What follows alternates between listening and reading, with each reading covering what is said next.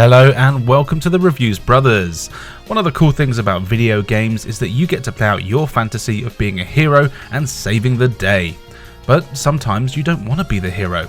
You might want to be the bad guy, or in the case of some of the games we're looking at today, the monster itself, even though you might not actually be bad. After all, just because you're a bad guy doesn't mean you're a bad guy. So yeah, here we're going to take a look at a bunch of games where you get to be the monster, whether that be for good or for bad. Now, how about I shut up, you press that subscribe button, and we take a look at some games. Let's start with Aaahh, the Real Monsters, released for the Super Nintendo and Sega Mega Drive, or Genesis. It's based on the cartoon of the same name, which I was in that awkward age group of getting out of cartoons before I got back into them, so I haven't actually seen the cartoon before. In the game here though, you take control of three characters, Ikis, Oblina and Crumb. I'm not entirely sure which one is which if I'm honest, I just call them Beanpole, Hairy Hands and Ratfink. You are in a school for monsters, and your mission here is the very exciting one of exploring some pretty large levels that are filled with all sorts of things that monsters really shouldn't be bothered by, like rats and dogs, and you've got to find an item that a teacher bloke at the start of the level tells you to go find. So yeah, it's entirely a fetch quest game, which is fine. Except it just isn't that fun to play. All three characters are on the screen at any one time, and you can swap between them to use their various abilities, which aren't too drastic between them really, mainly your speed and jumping abilities. You can also use team-up moves like being able to link up to reach higher places and so on. To deal with any enemies, you throw rubbish at them, but this doesn't work very well at all, as a lot of the enemies are tiny and you just throw things over their heads. Also, it's very slow to actually throw things, making it hard not to take damage when you do. The levels are more puzzle and maze focused though, and you'll need to explore every nook and cranny to find switches that open new paths so you can finally get whatever it is you're after. But the level design is just so confusing, and the controls are pretty unreliable, and the whole thing is just quite tedious to play. It is a shame because games like this can work very well, like the 3 Vikings games, if the levels and puzzles are done well. But here everything just seems to be thrown together with little to no rhyme or reason. Now I do have to say that the graphics are really good, and there's some excellent animation in here, but progress is slow and tedious, and I found that I just didn't want to play this for more than about an hour. Maybe I'm just impatient, but this really wasn't for me. But hey, if it looks good to you, then go fill your boots.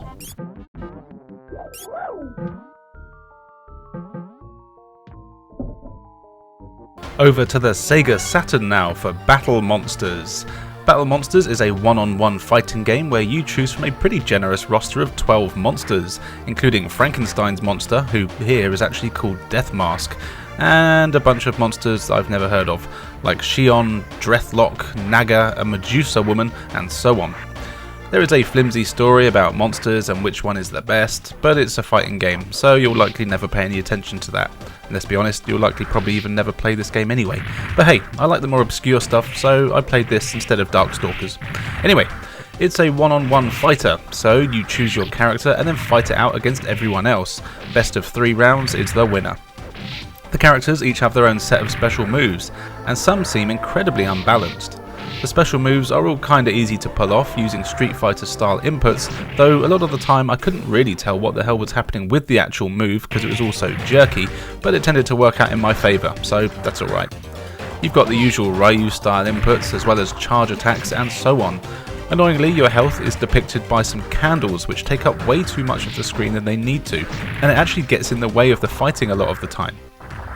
The game does try to have some innovations in it, like having multi-tiered fighting arenas. In some of the levels you can jump up on high ledges or platforms, which you can then knock your opponents off of or attack them from. This doesn't really do any more damage or anything like that, but it does look cool sometimes. There's also a lot of scaling here as you get closer or further from your opponent. This doesn't really help with the graphics though, and makes some of the poor digitization even more noticeable. And while we're on the subject of graphics, as you've seen, it's a mixture of digitized actors in some very cheap looking costumes and monsters that have been made of plasticine. Now, while it doesn't really look particularly good, I do have to admit it is kinda charming, though the animation is very choppy and there aren't many frames for your attacks, which is a shame as it can affect the hit detection, often making it hard to know when a move is going to connect. Though I did find that I kinda had fun with this one. It's definitely not a particularly good game, The AI is all over the place, with some characters being a real pain in the ass to fight, whereas others you can just spam one attack over and over and you'll win every time. But the crazy selection of characters are fun to try out, and this would be a good laugh with some mates if you can get them to agree to play it. As always, it's not really worth the money it's going for these days, but it's not too crazy expensive, so might be one you want to check out.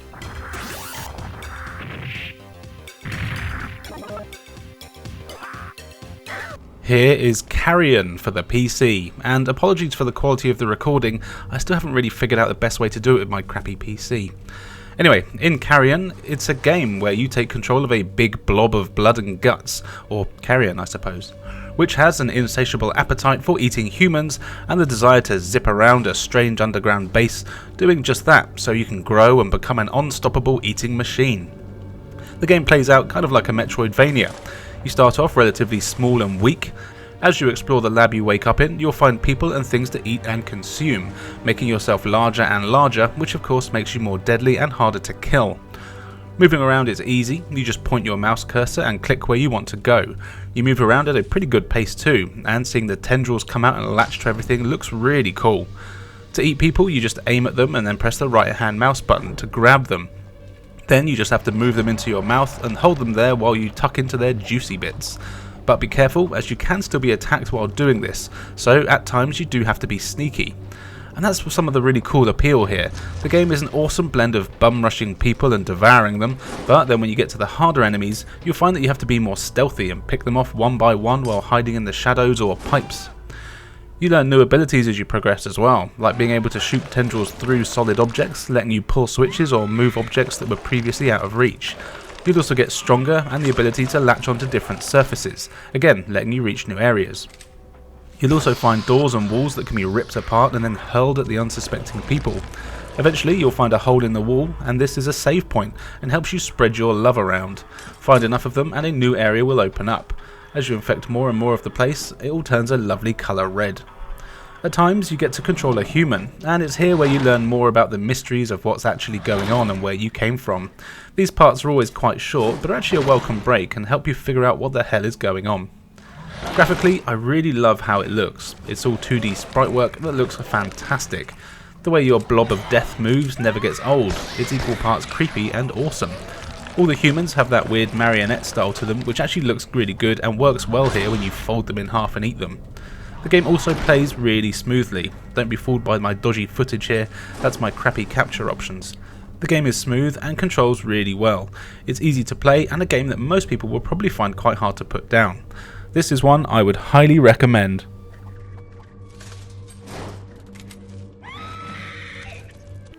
Ghost Master, shown here on the PC but is also available for the PS2 and original Xbox, is a really cool game that does take a while to get used to its mechanics, but it's one of those games that's just a hell of a lot of fun to play.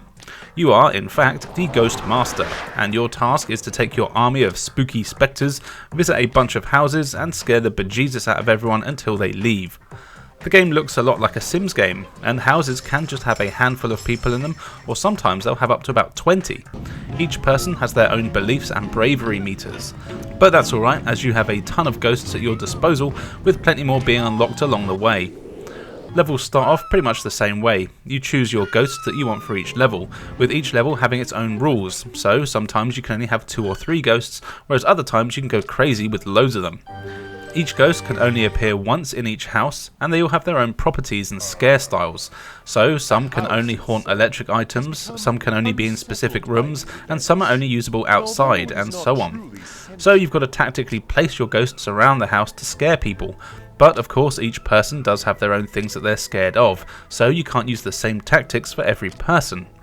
Thankfully, ghosts can be moved around the house as often as you want, so if a ghost isn't working out where you put it, or you're trying to chase a particular person, you can move them around so they have the maximum effect. Or just swap them out for a completely different ghost that's more scary to that person. As you do scare people, their scare meter increases, and once it gets all the way to the top, they'll leave the house and run away. Also, as you scare people, you get ectoplasm, which gives you access to scarier powers, letting you go from doing simple things like making a toaster pop to causing full-scale electrical EMPs, wiping out lights and other goods. Other ghosts start by rattling chains, and eventually they'll get to possess people entirely. There really is quite a lot to see and do here. Also, in most levels you'll find other ghosts that are chained to objects. These are small puzzles that you need to solve in order to recruit that ghost to your cause. If you manage to free them, they'll join your ranks as a selectable ghost for each level. And as you can imagine, most of these are more powerful than your regular spirits. You do have to be careful when you're using your ectoplasm though, as if you run out completely, you'll fail the level. The game is really a lot harder than you'd think as well. Each level can take over an hour easily to beat, and there's often a bit of trial and error needed. For example, you might go into a house and not take any electrical ghosts, only to find that the house is littered with electrical appliances, and the ghosts that you've taken in with you barely have anywhere to bind them to. It does take a few levels to get used to, and it really is a game that you'll want to go through the tutorials before getting stuck in. I did try playing without doing that, and I didn't really have a clue what I was doing, but after a couple of tutorials I didn't do too badly. The graphics here are good, with the ghosts looking cool and the humans are suitably silly. It's from that era of games that I kinda like the look of. The controls can take a while to get used to, even though most of it is just clicking the mouse, and there are loads of options like moving the camera around, which isn't as intuitive as you'd think, with a combination of mouse and keyboard often needed, especially when selecting your floors. But overall, this is a really fun game. It's a tricky strategy one that I would definitely recommend, and it's perfect for a spooky night in.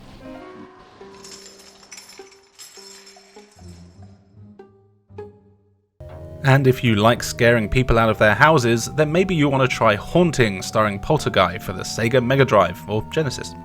Here you play as Poulterguy in what is quite a dark story. You're the ghost of a kid who died in a skateboarding accident that was down to a faulty skateboard. So you decide to get your revenge on the family that owns the company, the Sardinis, as they didn't give a shit that they've killed a little kid. Nice. Thankfully, getting your revenge is quite fun, if a little repetitive. You have to go around their house and find 4 members of the family, the mum, dad and 2 kids, and scare them all out of the house.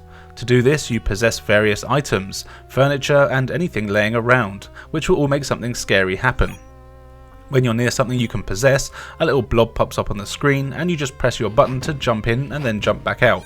Then when a member of the family gets close enough to whatever you've just possessed, something scary will happen and freak them out. This can actually be something quite creepy for a 16-bit game, from monsters appearing to people having their heads cut off or blood bursting out of nowhere. It's pretty cool. Some items you can possess directly and chase the family around with them, with things like chairs or even chainsaws. This is kind of fun. The more you scare them, the more ectoplasm they leave behind. This is essentially your power and timer. It's constantly depleting and will be used when you possess something. If it does run out though, you don't die, you're just sent to the underworld, where you have to collect more of it without being caught by the monsters down there. If you get enough, a door opens and you come back to the land of the living. If you don't get enough, then you're trapped in hell and it's game over. Dark stuff. The game is pretty fun to play, but there's only a handful of levels, and you can beat the whole thing in just a couple of hours. Also, something that is a shame is that quite a few of the animations are reused on every level, so it's not like every house you haunt is completely different. There's just a slightly new layout, often with more rooms, making it harder to get around the house and scare them out. But for what it is, it's fun. The graphics are good, with a surprising amount going on. The Sardinis have some really great animations when they're scared, and the game doesn't take itself seriously at all. The controls are fine, if a little floaty, but the fact that you don't really lose unless you're very slow, or if the guard dog they buy a few levels in gets you, means it's not really a problem. Though the underworld parts are a bit of a pain in the ass and feel a bit unnecessary.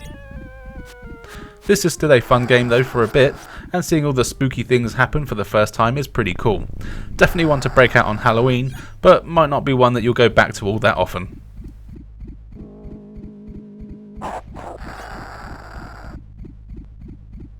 Here is Savage Halloween for the PS4, also released on just about everything else for that generation too. It's a side-scrolling shooter where you have to save Halloween. There is a story here, which is that a vampire, or maybe the vampire, is tired of only getting Halloween off work. Not sure how that's come about, but hey. So he's trying to close a portal that will allow him and his monster mates not to work at all and to be able to just party the whole time. But 3 good monsters aren't having it, so set out to stop him by shooting him in the face. You've got James, the pumpkin head man, Lulu, the werewolf, and Dominica, the witchy witch hunter person. The game starts off really cool with a few nods to other spooky things, namely Ghostbusters and I believe the Night Slashers arcade game, though I'm not sure if that's a coincidence or not, with the car running over people at the start. Anyway, once the game starts, it's kind of like Contra with a Halloween flavour.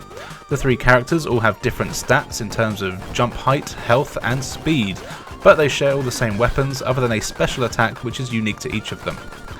The weapons here aren't your usual thing though, and they can be tricky to get used to. You've got a machine gun as standard, which does a pretty good job most of the time, but you also get a bat gun, which is your spread. This is weaker and slower to fire, but covers a decent range. Then there's the frog gun, which fires out frogs that slide along the floor. These are powerful, but useless against enemies that aren't on the ground. You've got ghosts which float around you and are pretty handy for clearing out lots of enemies, and then there's the chicken launcher, which is basically a rocket launcher. The chicken then sticks in enemies and explodes after a few seconds, which is very powerful, but a bit too slow for my liking. In fact, other than the spread gun, I didn't really find that I used many of the other weapons very often, but that might just be me. The levels themselves are all spooky themed of course, with scary forests, creepy carnivals, castles, ice worlds, etc. There's not many levels, but each world is pretty damn long, taking a good half an hour to get through usually. They're all packed with platforming sections and a ton of enemies. There's also a lot of mini bosses at the end of each levels to take care of, as well as the big bad at the end. These are really fun to fight and likely where you'll lose most of your lives. This isn't the hardest game out there though. It definitely doesn't compare to games like Contra for its difficulty, but that's not a bad thing and it makes you want to keep coming back for more. The graphics are really good, they're all that fake 8-bit style that you see everywhere these days, but it looks really good and I do like the aesthetic of everything. The music is excellent too, with some real funky spooky electro. The sound effects are a little bit annoying, especially for the machine gun that you'll be using most of the time, but the gameplay is smooth as butter. The controls are great, apart from you have to hold L2 to stick in place if you want to stand and shoot from the spot, and for some reason for me this just doesn't feel natural.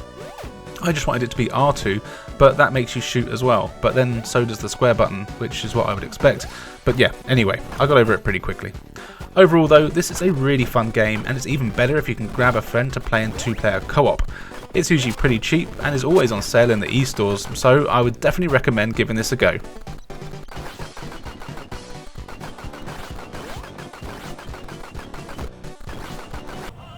Stubbs the Zombie is what you need if eating brains and creating a zombie horde is your dream. You are Stubbs, and you've come back from the dead in a future town from the past. The game is set in the 60s, but in a town that has flying cars, laser guns and more. It's pretty cool. Stubbs just wants to go around doing what all good zombies do, eat brains, so that's exactly what he does. You go around the town eating the brains and being a general zombie nuisance, until you see a sexy woman, at which point you want to make her your zombie bride. Sadly, she's not so keen, and so keeps doing a runner, so you've got to catch up to her. As Stubbs is a zombie, he's not the most mobile man out there, but he is surprisingly sprightly. You can hobble around quite fast and attack people to weaken them until they can be grabbed and eaten their brains. As you progress, you get new abilities like being able to throw your spleen as a grenade, use your head as a bowling ball, and even throw your hand onto people's head to control them like Ratatouille. You'll need all of these abilities as everyone is out to kill you. Thankfully, everyone that you kill comes back as a zombie, so you get your very own army of zombies, and you can get them to follow you around and give them simple commands to take some of the heat off of you, and they'll even attack people on their own, which is handy. You'll need this as the enemies here are actually pretty tough, and you don't take too many shots to the head before you die again, but this time for good. Thankfully, there's checkpoints which are quite generous, and getting around is kind of fun, but one of my big complaints with the game is the fact that there's little to no direction as to where you need to go or what you're actually meant to be doing. I did always manage to get somewhere, but was never really sure how or why. There are cutscenes, but these are very vague, not really giving you much of an indication of everything, and it is easy to get lost and go round in circles. But as a general rule, if there's people around, you tend to be in the right area. The game doesn't take itself seriously at all, which is kind of what you want in a game about being a zombie. Stubbs himself is great, constantly smoking and looking fed up with everything. The other characters all shout over dramatic things, and some of the things they say are actually quite amusing, and there's some of the most deliberately over-the-top screams I've heard in a game. It's great. There's also some very odd things, like one of the boss battles being a dance-off and things like that. None of it makes sense, but that's kind of the point. The game looks decent. It originally came out for Windows and the Xbox, and this is the remastered version for the PS4. And while it's not exactly an impressive remaster, it still has a visual charm, and the style of everything is just really cool. The controls are a little clunky here, but you can forgive this as you're a zombie, and they aren't exactly the most nimble of things. Even though there's times when I'm just running around massive empty levels not knowing what the hell I'm meant to be doing, this game always brings a smile to my face, and it's one that I'd love to see get a sequel. Give this one a go if you can.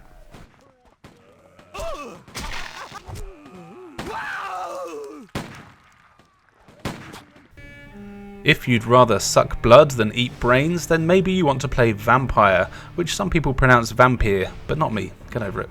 In Vampyr, you play as Dr. Jonathan Reed, who has just come back to London after a war, only to find that there's a Spanish flu epidemic. Oh, and on top of that, he's been turned into a vampire. Bummer. This is an action RPG, and there's a fair amount to do here. Firstly, you need to figure out who the hell the cheeky bastard that turned you into a vampire was. They don't know about consent, clearly. Of course, you want to bring that bastard down for doing so. But on the way, you meet dozens of other characters on around your travels of London. Some of these people are friendly, some not so much, and some are even vampires themselves. You can interact with almost everyone you meet that isn't a vampire hunter or evil vampire themselves. There's lots of dialogue options here, and talking to other people opens up side quests for you to complete. Also, what's cool is that people have hidden secrets, which when you're powerful enough you can force them to tell you with your mesmerize ability, or by talking to other people they can reveal their secrets for you. As you're a doctor, you can also help people with any illnesses they may have, no matter how big or small. To do this, you'll find items around the world that you can use to create medicine, because of course the more healthy people are, the better quality their blood is. Yum. And that's where the game gets pretty interesting. You level up here, which increases your stats, power, abilities, etc. But leveling up can take quite a while if you're just killing regular enemies. Completing side quests will of course help and give you more XP, but to really level up you need to feed on the civilians you meet. You have a special vampire vision, because of course you do, because every game has to have a special vision mode now, and by using this you can actually see the quality of someone's blood and how much XP they'll give you. Some characters will give you thousands of value at XP, letting you upgrade loads of stats in one go. But you do have to be careful, as London is divided into quite small areas here, and each of these has its own status, from being cured all the way to being overrun by vampires, and depending on who lives and dies, along with a few more choices you make throughout the game, some areas of London, to be polite, will be fucked. So you have to consider what type of outcome you want. Do you want to be all powerful but kill everyone you meet and let the world go to shit, or do you want to not kill anyone and be weak and make things harder for yourself, but then it's likely that London will be an alright place to live? It's up to you. There is a lot more to the game though than just killing everyone you see, though you will still do a fair bit of killing. The combat here isn't too complex, but I do have to say I find it kind of annoying. You've got a few weapons, mostly melee. These can be single or double-handed, and you also have sub-weapons, and you'll need to pick carefully as each enemy is weak to certain things, and more importantly, all enemies are pretty damn deadly. Taking on 2 or 3 at once is really hard, and you'll die a lot.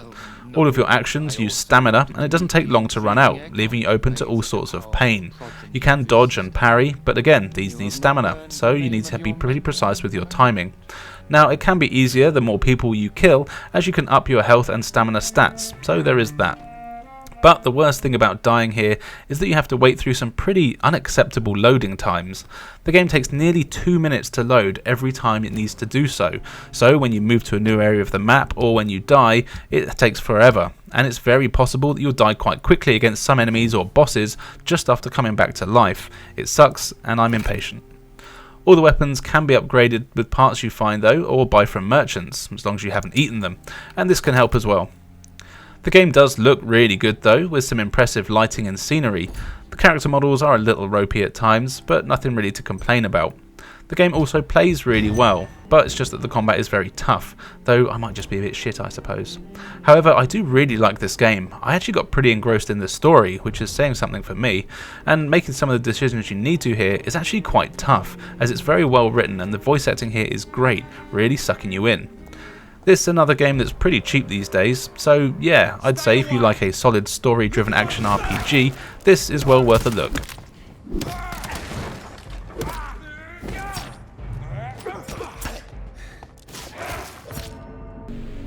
Back to the PC now for Sea Salt. This is a really cool action strategy game where you play as an old god who's tired of being taken for granted, so decides to kill the hell out of a bunch of people so they fear you again. The game takes place over a bunch of levels, all of which gets harder as you go on, obviously. But thankfully, as you get further into the game, you also get more evil minions to do your bidding. To start each level you have a certain monster type, then you move around the level and attack anyone you see. Most people drop money when they die, and you can use this money, as well as designated shrines on the levels, to summon more monsters to your cause. You start out with small swarms. These are slow and not too tough, but you get loads at once, and they're good for surrounding enemies and making light work of them. You soon unlock more things to summon, like flies, crabs, cultists, necromancers and more, each of which have their own attacks, speeds and uses on each level. Necromancers, for example, will resurrect dead humans to come fight on your side as ghosts, and cultists fire projectiles so don't have to get up close. It's really cool, and you only have a limited number of opportunities to add to your army on each level, so you've got to really choose carefully. You can have as many of the same unit though, so if you just wanted to have loads of crabs, like Toby Von Doom at the Secret Levels podcast, you can do that. Or if you want to have a few of each unit on your army, you can also do that. You'll soon learn a playstyle that works for you and know what units you want to take out. There's loads of enemy types here as well. You've got your usual villagers that have pitchforks to attack you, as well as ones with guns, flamethrowers, battle axes, wizards, and more are introduced all the time, and there's even some pretty tough boss fights.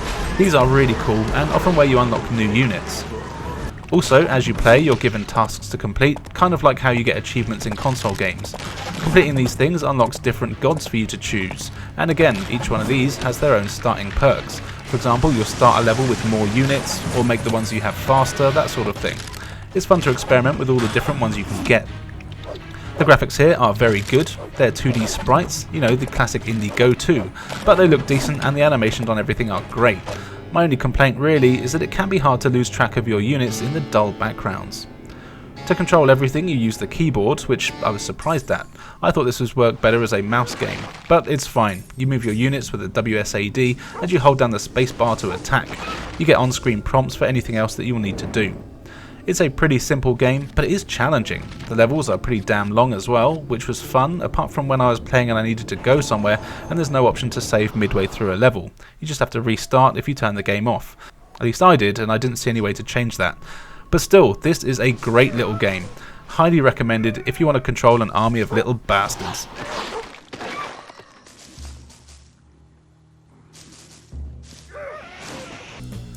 And finally for today, here is Skullgirls' second Encore for the PS4, also released for other things. This is an awesome beat 'em up featuring a monster of mostly sexy big boobed anime monster girls who are all after just one thing, and it's disgusting. That's right, the Skull Heart. The Skull Heart is said to give whoever has it wishes, so everyone here is out to get it for themselves, but be careful, it might be cursed. Now, if you're thinking this game is only appealing because of the amount of giant bouncy racks in it, well, I'm happy to say that you're actually quite wrong. The game is set up like most fighting games. You have a story mode where each character has their own intro, cutscenes and ending, which is cool. These are kind of basic, but it's nice to see that they've fleshed out all the characters. Then there's the arcade mode where you can choose to have up to 3 characters on a team, and then you go through a series of fights until the credits roll. And then you also have training mode where you can practice your combos, and a survival mode where you can see how long you can survive with just one character. All of these modes are damn fun though, thanks to one fundamental thing, and that's that the actual fighting is incredibly well done.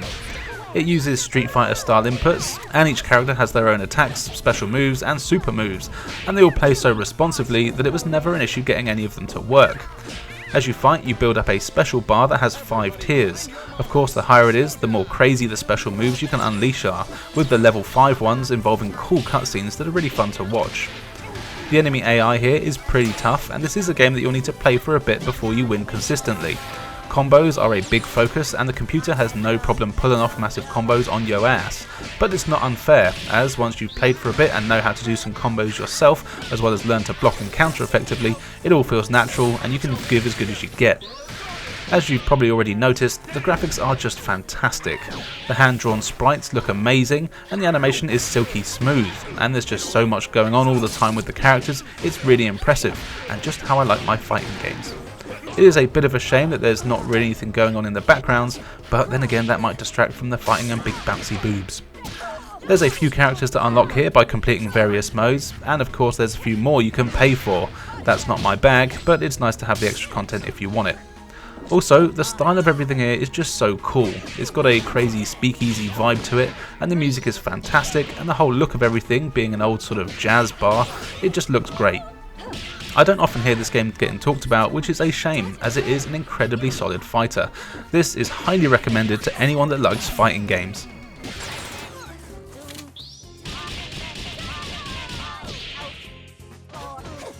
So there you go, a bunch of games that let you play as the monster, though not always the bad guy. Which one is your favourite? As always, let us know in the comments below, along with any other games where you get to be the beast, as I kinda like that in games. Now, all that's left for me to say is thank you for joining us, and we'll see you next time.